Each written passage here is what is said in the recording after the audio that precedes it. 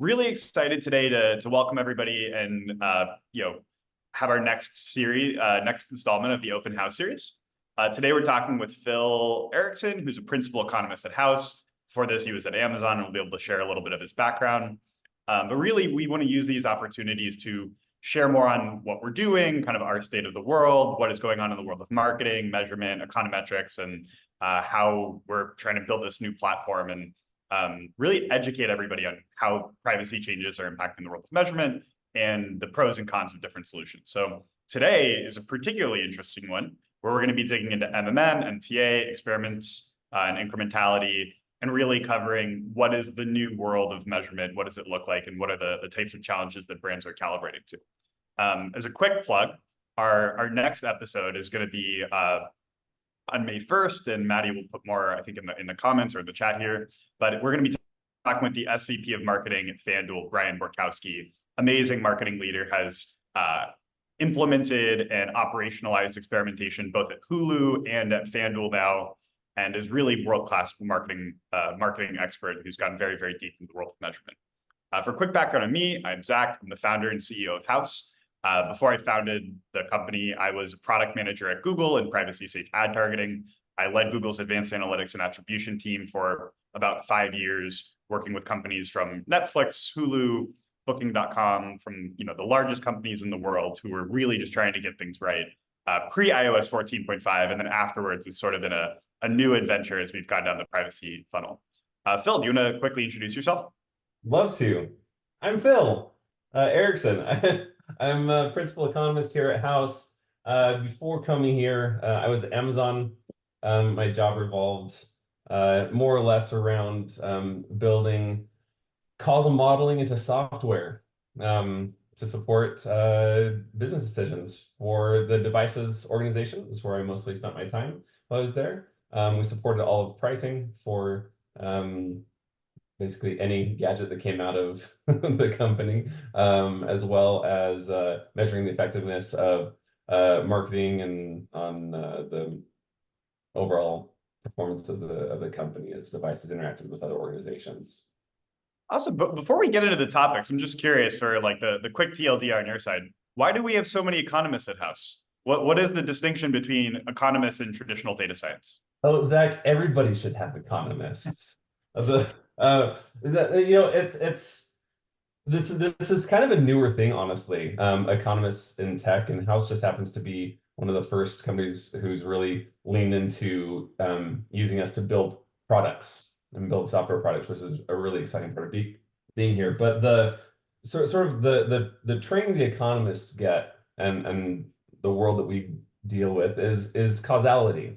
Understanding how not just how things are correlated, not just predicting outcomes, but understanding how different behaviors cause outcomes, right?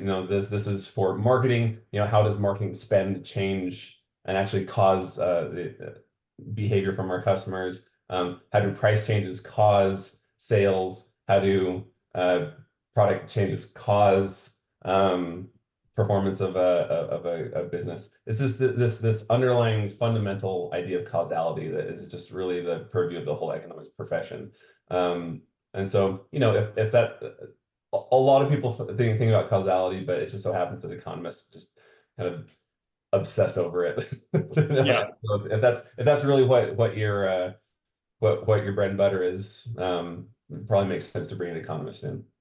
Yeah, and that's really the age-old question in the world of marketing is, are things causal or not? Like fundamentally, that's what people care about, regardless of kind of what the data and the reporting says. And I think are taking that really seriously. And I think sometimes people throw around words like causal or incremental without really knowing how deep that, it's sort of like I guess it's the red pill in the matrix of like you don't know how far this rabbit hole goes when you start going down it. But to kind of kick things off, Phil, MMM, MTA, incrementality.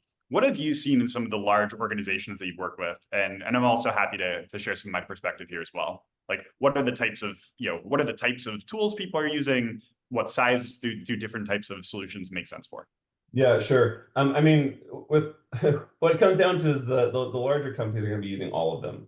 right? And you have like millions and millions of dollars of marketing spend. You're going to use every tool available, and they do. In fact, in the larger companies, you'll have multiple of these, right? You might have one MMM for one vertical, another one for another vertical. You'll have lots of different organizations running experiments, doing incrementality tests, attribution models, things like that. So, that's sort of the short and sweet of it is they're going to be using everything. They're going to be using lots of it.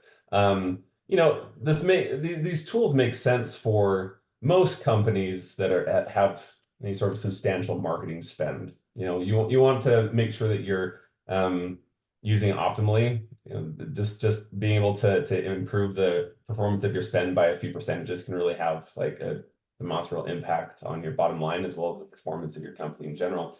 But if you're a company that's spending less than like 100,000 a year on marketing and advertising and maybe 1, 2 digital channels, probably doesn't make sense to be going down a lot of these rabbit holes just because at that point it's just trying to get the word out. And it probably makes more sense, honestly, to use the ads managers of the platforms you're using, right? Like Google, Meta, they've got some great tools that are just built in for companies that are just sort of starting off in the market game. But once you start getting past that sort of like 100, 200,000 mark, that's when you might want to start thinking about bringing in some of these other tools. Yeah, that's what I tend to say is like if you're really consolidated in one marketing channel, even if you don't think platform reporting is accurate, you're at least consistent because you're only in one channel. Once Yeah. you start getting it across network and then budgets start moving into the millions, it definitely makes more sense. But it's funny, like to think you said, I've now seen many organizations, very very large companies who have 5 MMMs going all at the same time, and they're like, oh, which is the one we like this week? This is the one we're going to use, or they're trying to use them for different purposes. And the question is always, how do you resolve them against one another? But the other thing, and you're exactly right, of like, I'll say generally speaking, in very large organizations, folks are running a little bit of everything. But I'll say the folks that are really on the technical end of the spectrum, often you see they don't have MMMs. Or often you'll see they don't use multi-touch attribution. Like they'll be very focused on kind of causality and then debiasing against platform reporting in some way. No, I think that's right. And one of the sort of benefits of being one of those large organizations is you can hire fairly built out teams who can think deeply about causality and stuff like that. And the more that you have that sort of skill set, the more you tend to go towards this idea of like how do we run experiments? How do we build like more deep causal models that are really being able to hone in on the questions that we care about, and you get a lot more of like tailored type work. I think that's exactly right. Yeah, and I'll say every company I've worked with who's been more in that framework has had teams of internal economists, not even necessarily data scientists. So going into kind of like touching on attribution first, multi-touch attribution, attribution generally. What are the flavors or different types of attribution tools, and how do you think some of the privacy changes could potentially be impacting them?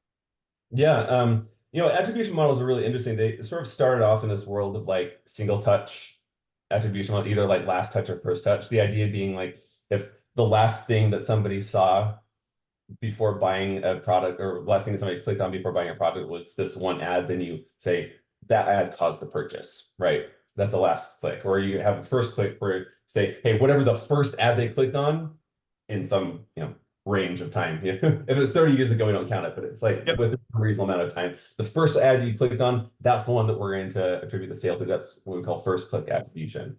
Last click attribution is probably used more than first now, just by practitioners, and it's very interpretable. It's like whatever our last thing was, give it credit, right? A lot of the more modern attribution tools are also supporting different flavors of multi-touch attribution, where you see the customer journey across multiple different touch points, right? They clicked on ad 1 and then ad 2 and then ad 3 and then 4 and then 5, and then they bought, right? And so what you'll end up having is some kind of model built on top of the sequence of clicks, right? The sort of the basic kind is what we call like a linear model, where you just say like every click is equally important. But you also have what we might call like an ML MTA, or like a data-driven MTA, where they look over like combinations and trends and patterns over these click behaviors and say like, what are the ones that we see more likely are actually driving that final conversion? right? And which is ultimately the point of these, right? You want to say like which of the clicks are actually like leading to leading to that final decision to buy. And there's actually the ML models that you build on these are really cool. Actually, are very similar to what we're seeing in like the generative AI space. All of our LLMs, for example, are built using like transformer architectures, which basically like are able to pay attention to like a sequence of words, right? It's a similar deal with MTAs, where they instead of paying attention to a sequence of words, they're paying attention to a sequence of clicks, and then saying like which one of these ends up being being the biggest predictors. Your question sort of like how do modern privacy changes impact this? Well, I mean, the original MTAs original attribute models, all attribution models altogether, sort of relied on this ability to track users across sites, right? It's third-party cookies. And so, if in a world where all third-party cookies are being deprecated, that becomes a problem, right? When you can't use those anymore. Now, most modern MTA providers have sort of preempted a lot of this by using a combination of first-party cookies and then like matching models to be able to sort of like connect what customers are which, and so they can follow their customer journeys through a combination of like multiple data sources and modeling on top of it. Or you just have like one of these like huge ad houses like Google who just like they have all the ads and they can see like which ones are being clicked through, right? And so you'll see a lot more of a combination of like first party and modeling, but it does rely a lot more on like the statistical modeling and being able to find like trends and patterns to be able to match customers to like multiple behaviors, whereas which adds noise and just because it's statistical modeling, right? It adds noise to those trackings over like the sort of the traditional third-party cookie approach where you can actually see where they're moving through, right?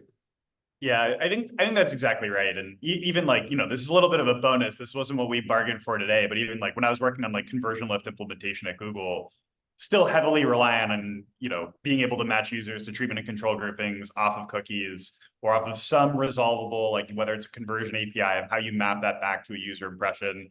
And there's a modeling layer that's not exposed as broadly as it potentially could be because again, you don't have that full resolution. And again, like I think what you said is exactly accurate. Like there's definitely pros of these approaches. They're fast, they're pretty real time. There is modeling and like often and multi-touch attribution models will give you different models that you can kind of adjust or configure. Very hard in the world of causality though. I think Yeah. causality is definitely a piece that's not really touched on. Well, and that's just the thing. They're not causal, right? I mean, there's nothing about these are causal. You're right. They're high frequency. To get like a high frequency view of like what things are people clicking on and how are those clicks connected with buying and that, right? But like, there's nothing saying that because they clicked on it, it went into there. A great example of this is like branded search, right? Like if somebody's searching for your brand, they're probably searching to like go buy something from your brand, right? So the fact that they like searched and found like your branded search term that popped up and they click on it, bought it, doesn't mean that ad actually caused them to buy it. It just means that that was the natural progression into a purchase. Which progresses us right into MMM. What is MMM, Phil? MMM is we sort of started from the place of MTA where like are down in the weeds with customers, right? MMM is for like the opposite direction, where instead of like building up from individual customers, you're actually building models on sort of firms' behavior over time, right? The goal, the goal of MMM is to be able to look at the impact of like as many of your channels as possible all at the same time, see how they interact with each other and see how spend across these different channels is going to impact your total sales, right? Again, it's using observational data. So These are models that are going to track your spend in channels, your sales in channels. They're going to track seasonality. They're going to track like your evolution of sales and your sort of what we call our ad stock as well over time. Basically predict like, hey, given a whole set of spend on across all these channels, what would I expect to be selling next month, for example? Yeah. Um, And generally, like what kind of business is an MMM right for? Like if you were, taking your house, or you keep your principal economist hat on, but taking maybe your house hat off. Like if you were just like an economist consultant, who would you be recommending an MMM for, and who would you say like this probably isn't a good fit? yeah, so MMMs are really like tailored to for companies that are spending across a lot of different channels, right? And want to see the incremental impact of spend in a channel. Like that's really like if you're spending in like one, two channels, something like that, like an MMM isn't going to be really important. Another place where MMMs are useful is if there's only so much spend that's going to be effective in a channel, right? Like your first few dollars are going to be like really impactful, but like as you sort of like get more and more and more and more spend, eventually you start like petering out the impact. That's what we call like diminishing returns, right? MMMs are generally built using a combination of a couple little like standard functions. One of them is what's called a hill function, which is it models that saturation in a channel that like you can actually like spend too much, right? Like you get to a certain point and like another $100,000 in search isn't going to do anything for you, right? So if you're getting into that place where you really want to like optimize against like, hey, should we be pulling away some from this channel, moving to another? That's where an MMM can really be effective.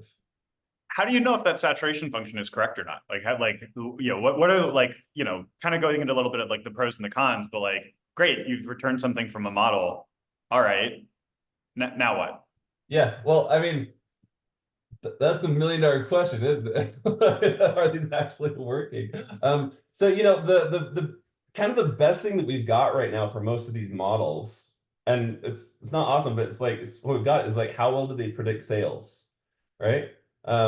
They're models trained to have sales as an outcome or revenue or whatever it might be, but that's your outcome, and so for the vast majority of these, it's like, hey, how much of it are we explaining? So, people look at R squareds and stuff like that. And then how well is it doing at predicting like an out of sample month, for example? Um, no, that's fine. Like if what you're doing is just trying to like predict our sales for a given spend, like yeah, you want to predict well. Where that has some limitations is saying like, okay, that's fine, that's predicting sales, but is actually like predicting the change in sales associated with the change in spend. And just like Mhm. showing these sort of like out of sample predictions doesn't like doesn't tell you anything there, right? But again, I mean, it's we do what we can. We know that we want them to be predicting well, and so that's where we can start off with. But there is a pretty substantial gap there in determining how well they're working on those sort of like what if type questions because there's no sort of like baseline actual data to benchmark it against. Yeah, which dovetails right into incrementality and experimentation, kind of like the third leg of this stool. Why do you think people are so excited? I mean, certainly we see this as house, but like, when I started in the world of marketing measurement 5 years, or 10 years ago now, I guess I'm dating myself.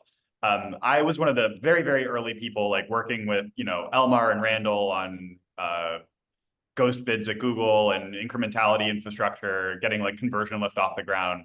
Um, at the time, people just thought like, oh, why are all these data scientists so worried about this? Now we're in a very different world where incrementality is like the hot topic. Why do you think people are so excited about it? And how do you think it could potentially interact with the other modalities people are using for marketing measurement? Yeah, because of causality. Yeah. Like, that's it, right? Like to be able to say that what we're doing is actually causing an impact, right? I mean, that's that's it. That's the thing. That's the thing we want to know. The cool thing about these incrementality tests is they're randomized control trials, right? Where we might run like, for example, like a geo holdout test, right? Where you sort of take one campaign and you drop spend based on stratified sampling and like a control group, and then you leave spend in a test group, and you can compare them and say like, what's the actual impact of the spend change, right? And it's not just saying like, predicting outcomes. It's not just saying like, how are things like, but you can actually see we change spend, outcomes change by this much, right? In an experimental setting. And that's, at the end of the day, that's what people care about, right? Is that causal impact of our spend. And if we were to spend a little bit more, how much would it change? So then you can have like not just like drop to zero, but you can have like drop down a little bit or drop up a little bit, and you can see like what's the impact of marginal changes. And it's just gold if you're trying to really optimize a budget and trying to understand what the incremental benefit of some additional spend is going to be. So 10 years ago, again, when I started in this kind of like marketing measurement, in the world of incrementality, we would do match market tests. It was like, oh, let's just do something in Phoenix and let's do something else in Philadelphia. They seem similar enough. Let's just observe what happens when these things are different. Can you talk about some of the developments economists have made in making these types of models, or whether it's like RCT trials or in the world of marketing measurement, like so much better than where we were previously? Totally, yeah. Which, why you bring economists around is for stuff like this, Yeah. right? Yeah, and sort of like our ideal randomized control trial, there's a reason why in like medical studies people use white mice, right? It's because they're all bred in the same spot, same place, with like all of the exact same conditions, so that you know that you're holding everything fixed except for whatever the treatment is that you're implementing on like the treatment group. With marketing experiments and those experiments with people in general, you can't do that, right? People are different, areas are different. Even if you have like two regions that like kind of like, there's not going to be two exact same New Yorks, right? There's not going to be two exact same Seattles. Like there aren't. And so we do a combination of a couple things. One is stratified sampling, right? So you sample so that like the distributions of your cities look as similar as you can. Again, you're not going to get perfect, but you try to get as close as you can there just from a sampling standpoint. And then once you run the experiments, we've got these great tools that are coming out of the causal analysis literature to help to turn these into things that are more comparable. One of the great examples of this is what's called synthetic controls, where you have like a group, like a treatment group over here and a control group over here, and maybe they don't look exactly the same as the treatment group, but maybe like a combination of these could sort of look like a representative city from this group, right? And so you actually like find these weightings across the different groups in this control group, similar like with regressions, where you might find like a regression weight for each one, and then you end up making like a weighted average of all of these control cities to make a single like synthetic control, something that once you combine different features of these cities looks like, as close as you can possibly get, looks like something that would be pulled from the treatment group, right? Yeah, and I'll say like this is why just we as House have so many economists. You like an out of the box synthetic control model can be reasonably good, but is often was like designed for other policy based use cases, or like, but how do you actually apply it to marketing and how marketing works, and like those are a lot of the efforts that we spend so much time on. It's not as simple as just like, hey, copy paste, let's implement a synthetic control. There's kind of a lot of nuance in it. Very quickly, because we're running low on time here. What are some of the cons of incrementality before we kind of like hit really quickly on triangulation and what does a best in class measurement stack look like? Zach, how dare you suggest that there would be any cons to incrementality testing? How dare you, sir? Yeah, no, okay, all right. So they're not perfect, right? No. That one of the really, really big glaring holes there is frequency. They're costly to run because you have to like drop spend in places and things, but they're also like, you can't be running thousands of, like, you're one company in just a finite number of markets. You can't be running thousands of experiments a day here, right? Across like geographies, if you're going to be, at least not if you're doing this sort of like geo holdout, right? So just like from the nature of the beast, you can't do them as often. They also just give you like a single signal, right? So like the difference between whatever like your business as usual spend behavior is and your change, like either like dropping spend or changing spend lower, whatever it is, like your whole that group, it's just going to signal on that like that one change. And so if you're looking at like trying to understand the impact of spend across a range of possible spend values, you're going to have some gaps there, right? That's always the age-old problem. Like, in order to understand causality, you need to be changing one thing at a time to understand if the thing you did was causal. Like, there's definitely like the pro and the con of that. And absolutely, I think what you said is right. And that's where I think for like a company like ours, we're so focused on how do we get our customers to run the right experiments to make the most use of the time that they have, because Yeah. you can't just run 100 of these at the same time. So when you talk about like triangulation or like, how experiments can help, inform or improve, whether it's like multi-touch attribution or MMM, what do you think the importance of like calibrating like good science versus bad science in this? Because like this is something that I hit on a lot of, the importance of a horizontal measurement infrastructure that measures different channels in the same way is significantly more informative for these models than like the Google conversion lift study, which is implemented differently than the Meta conversion lift study, which is different from every other company that doesn't even have a conversion lift study. So I think like those are the challenges of like having this kind of universal or horizontal application layer that can be used to calibrate across an organization. Sure. So let me just say, you said triangulation. I mean, there's so much devil in that word. I Um, know we are not a triangulation. We do. Everyone is saying triangulation. Maybe for another deep dive. We do not like the word. We at House do not love the word triangulation. yeah, because I mean, at its worst, triangulation is like, hey, we've got 15 different models. Let's look at them all and decide which one what we Just like. decide what we like, Phil. Yeah, that's great. Yeah, that looks good. Let's go there, right? Mhm. Um, so that's like the worst end of it. Yeah, but the idea in general of triangulation is that we're getting different signals from different places. Like we're getting like high frequency stuff coming from MTAs, for example. We're getting like this across multiple channels at like lots of different price ranges. From our MMMs, we're getting like actual causality from our incrementality test. And what people generally referring to as triangulation is trying to use all three of them, right? There are a lot more like scientifically rigorous approaches to combine them, right? So a great example, you mentioned calibration as one, right? Like, let's say you're building MMMs. There might be like 500 different possible right models to use, right? And that's like again one of the hard parts about MMMs is deciding which one to use and not just being like this one feels good. Um, you know, a lot of sort of some of the open source tools that are available for building MMMs allow you to sort of like say, hey, we have some incrementality tests um, that show that a change in spend leads to this change in outcome. Let's just pick the models rather than like this whole like 500 possible MMs you can use. Let's just pick the models that actually get us really close to that incrementality estimate, right? So that's one way of doing it. And so then you're like sort of honing in on something that looks more right from your MMMs in a way that they match your experiments. Another way is like actually like doing sort of like a Bayesian prior to updating type approach like this, right? Where you know what the outcomes are, and so then you set some like prior parameter values that will be justified that will justify the experiments, and then you sort of estimate your posteriors in your MMM based on that, based on those priors, then using the additional data you have from your company. So these are more scientifically rigorous ways to go about it.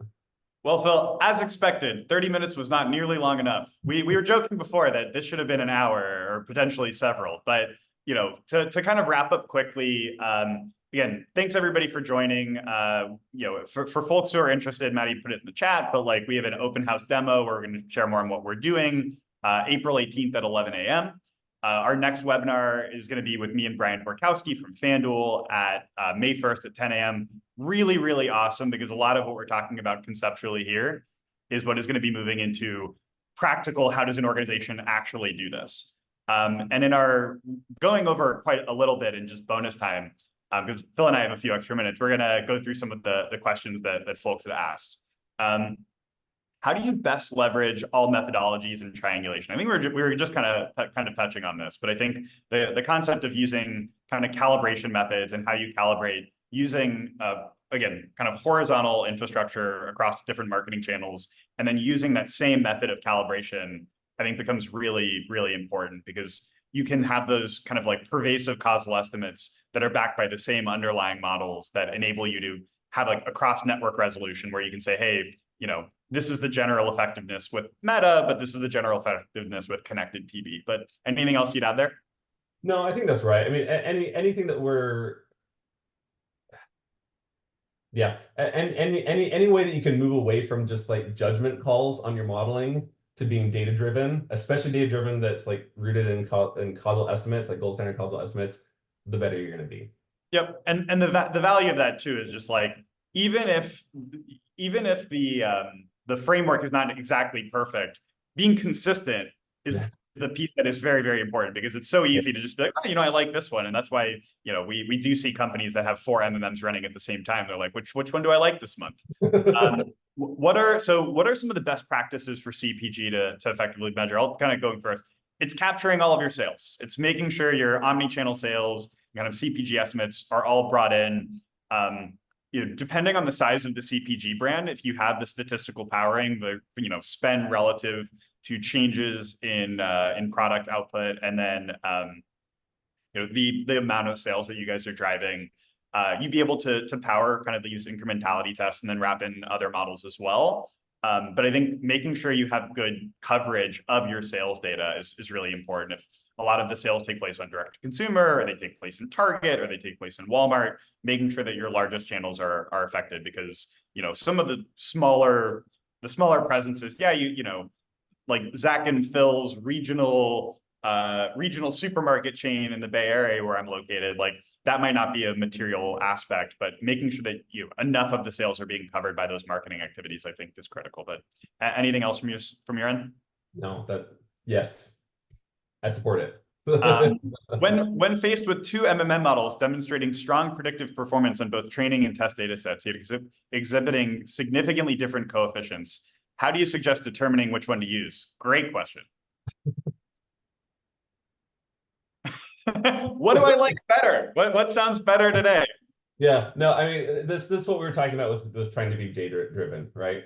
Because and also frankly going back to some of the limitations we were saying of the MMMs, right? Like you can have a lot of model, like if predicted outcomes is how you assess the accuracy of your model, then you can potentially have a lot of different coefficient values that get to that, right? You have like +2, -2, -2, +2. They both lead to the same outcome, right? So again, like we, as much as you can calibrate these on actual incrementality estimates, the better. You'll shrink that set down a lot, so you'll have less variation in the coefficients across models. But at the end of the day, this is still going to be one of the things that you're going to run into as one of the weaknesses of MMMs. And I actually think this is exactly where experiments are so critical, because if you're able to use these as priors to debias those in a consistent way, it puts less risk on one model versus another model, because in either sense they're using priors of kind of like ground truth causal estimates. Absolutely. One more question and then some other funny comments. What is the ideal amount of experiments to be running at the same time? Should you do an always on approach? The quick answer here, the unfortunate but honest answer here is it depends. Some businesses can support concurrent experiments at the same time. Some businesses can't. Depends how much you're spending, depends on sales volume. We're able to assess that and give our customers kind of like an understanding before they start running experiments with us. Generally speaking, I view experiment like, there's like a distinction between always on and always testing. I think people should always be testing. However, the orchestration of the test into like new channels, driving or growing existing channels, I think is where it can be quite a bit different. So we really do want folks to be running more experiments. I think running more tests is the right way for probably 99% of marketing organizations. But curious if there's anything else you'd add there. No, I think that's right. I'm glad you also made that distinction between always on and always testing, right? Because an always on test will it'll give you a really like big signal over one thing, right? Which is not necessarily the most effective thing for you to get a signal for, right? You want to have like over different price level, over different price changes, over different like types of campaigns, over looking at like cross-channel marketing experiment. Like there's a lot of that type of stuff that you're going to get a lot more impact out of, rather than just like having one long experiment going for forever. But yes, I mean as much as you can, like that's the answer.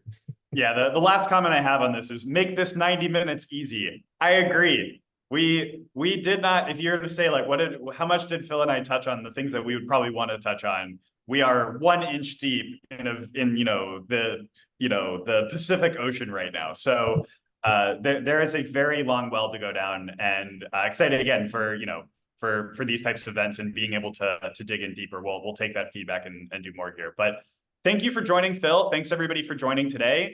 I'm so glad to be able to do this, and look out for the next one. It's going to be a lot of fun. It was awesome. Thanks, Zach. Thanks, everybody.